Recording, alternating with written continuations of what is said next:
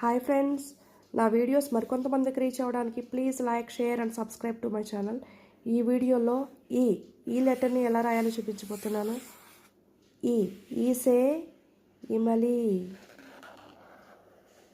ఈసే ఇమలి, ఇమలి, ఈసే ఇమలి,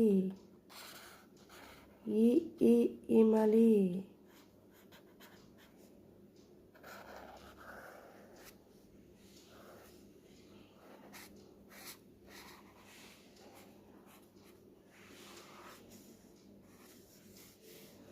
ఈసే ఇమలి,